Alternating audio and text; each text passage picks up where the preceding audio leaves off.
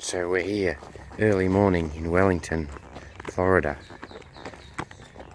The sun's a little bit behind the clouds today, so the harshness and the heat we've got a bit of relief from.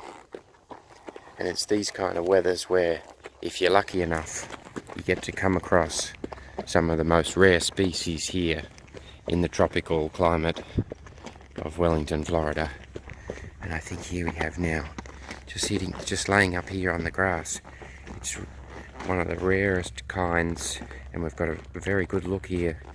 We're lucky enough to see the rare breed of rough grass badger here in Florida. Did you get a glimpse of that, Indy? Look at that.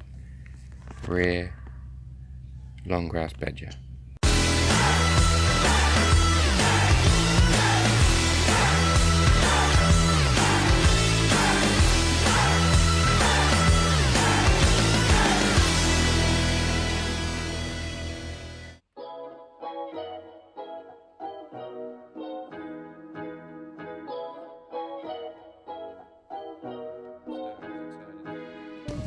Goldie, we love horse reunions. Happy to see me, aren't you, mate? What's going on, Alex? Just riding, getting ready for the Grand Prix. You haven't by any chance seen Jorg's videos? Yeah. The Groom's Guide by Jorg van Dijk? Yeah. I don't know if I'm going to do it right like that. But Oh, it still looks pretty look good. at, we cheat with these. With the quick knots. Oh no, You look just out. shove them in. Jorg would turn in his grave. Even though he's still alive, he would still turn in his grave. Sun's not out yet, but I've ordered it, so.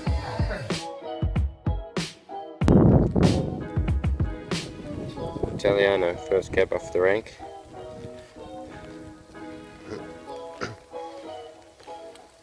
Got your game face on, young lady? Just gonna hack that horse over to the show. No trailer required. Good luck. This is the going to the global program in style. Yeah, I'm struggling with the gears here.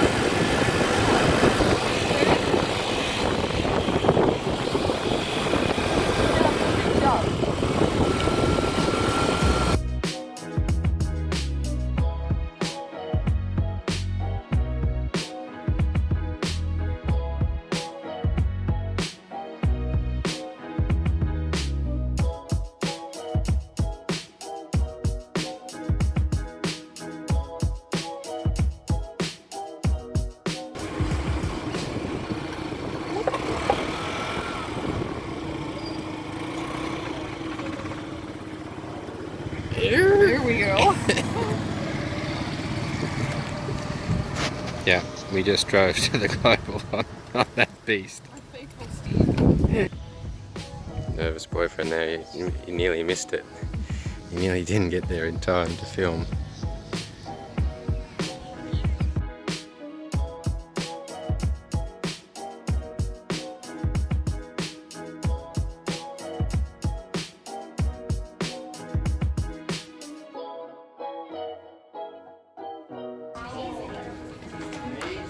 Amazing. Everything is amazing here in Florida.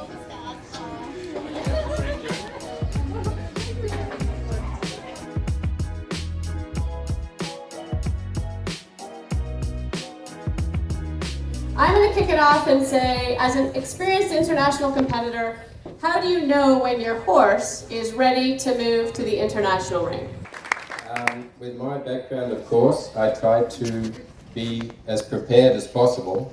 So of course we spend a lot of time practicing the exercises, getting the piaffe passage for a 9 or a 10 at home, but it's not very often that we practice or teach our horses about the things they have to experience in the arena. So we can often, by going into the international ring, only working on the technical aspect of riding, we set them up for failure, and we often set up horses to have performance anxiety or to have stage fright, because of course they're born on only knowing how to survive in nature, and then we bring them into a human environment, and of course all the things in an international show is not from their natural instinct something that they should be able to naturally deal with.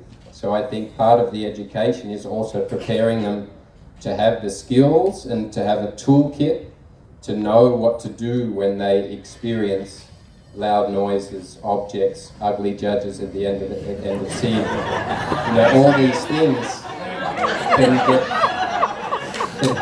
put us in shock. Handsome, very handsome.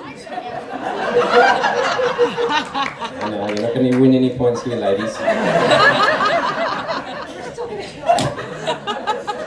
But of course, as Ashley also said, this is real life, and so it's also reality. You can't recreate the actual environment that you're going to experience, but you want to best prepare your horse for the exam by doing the revision and giving him the information he needs, so that you don't have to go in the ring and say, geez, I hope to hell I stay on today.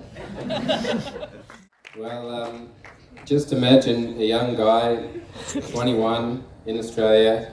He's ridden about, he's wasted the first 21 years of his life riding everyone's broncs, getting an ego as big as this tent. We had Ulf Muller at one time coming to Australia, and I'd ridden 2 clinics with him, and I'd qualified in the 2 previous years 6 horses for the young horse classes, and I was doing a lot of rogues, and I had a client call up and she had a problem with the trailer loading, and I didn't have time because I was really busy riding all the young horses for the Australian Young Horse Championships, and a huge event. And then of course you wanted this horse qualified, and all of a sudden I had time. And this horse was rearing a bit, and so I went down there, and of course I sorted it out in a couple of rides, and she ended up doing the trailer loading herself. So that part of it was fixed. So she asked me to ride the first competition, and I'd already ridden the first 3 horses, and it went really well, so my ego was by then 3 times bigger than the tent. And I went up the centre line. This horse had a really fancy trot, so of course I'd already impressed the 4 people that were watching me by making 3 laps of extended trot around the outside of the ring before going up the centre line. And then, of course, the horse had a reputation of rearing, so in all the confidence I went up the centre line and halt, salute, and then I went to continue, and the horse reared up and flipped over, and I landed on the ground, and the even more embarrassing bit was during the halt, relieved himself, and the back of my white pants happened to come in contact at the position of X. And anyway, so the horse ran out of the ring, and I had to walk out of the ring following the horse. And don't worry, it gets better. He's run to the car park, so I'm being the hero again, running to the car park to do a Monty Roberts join up to catch his horse. And I was running around and couldn't find him, and I was really in panic, and I was about to say to the lady, don't worry, we'll find your horse. She said, oh, he ran up into the trailer. So the only good bit of training that horse had came from the owner, and she didn't need me for it. So, and my best thing is probably yet to come. I'm still working on it.